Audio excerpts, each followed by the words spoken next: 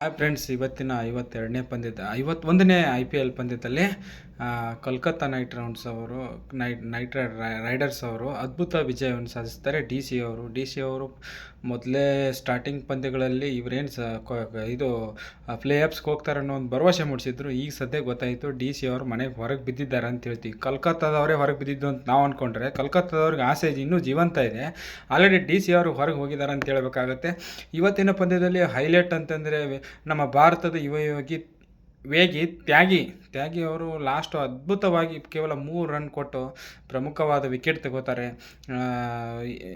ಅಂತ ಹೇಳ್ತಾ 4 ಓವರಲ್ಲಿ 25 ರನ್ಗೆ 2 ವಿಕೆಟು, ಒಂದು economic bowling, match winning bowling ಅಂತ ಹೇಳಬೇಕಾಗುತ್ತೆ. ಇನ್ನು ಇವರು ಡಿ ಸಿ ಪರವಾಗಿ ಹೇಳ್ಬೇಕಂದ್ರೆ ಆಲ್ಮೋಸ್ಟ್ 5 ಓವರಿಗೆ 50 ರನ್ನು.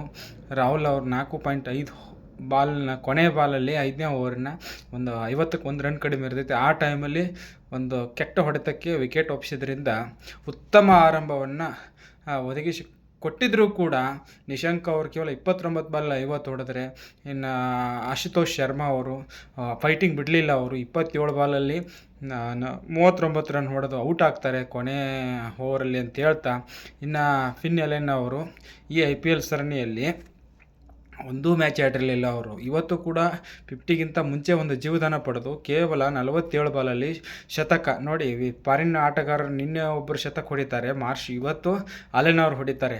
ಅಲೆನ್ ಅವರು 5 4 10 6 47 ಬಾಲಲ್ಲಿ ಶತಕ ಪೂರೈಸ್ತಾರೆ. ಒಂದು KKRಗೆ ಪ್ಲೇ ಆಫ್ ಜೀವಂತ ಇಟ್ಟಿದ್ದಾರೆ. ಇನ್ನೊಂದು ವಿಶೇಷ ಅಂದರೆ ಪಂದ್ಯದಿಂದ ಪಂದ್ಯಕ್ಕೆ ಒಬ್ಬೊಬ್ಬರು ಅವರು ಕಮ್ಬ್ಯಾಕ್ ಆಗ್ತಾರೆ ಫಾರ್ಮ್ಗೆ ಕೋಲ್ಕತ್ತಾದವ್ರದ್ದು ಅಂತ ಹೇಳ್ತಾ ನನ್ನ ವಿಡಿಯೋ ಮುಗಿಸ್ತಾ ಇದ್ದೀನಿ. ಜೈ ಹಿಂದ್.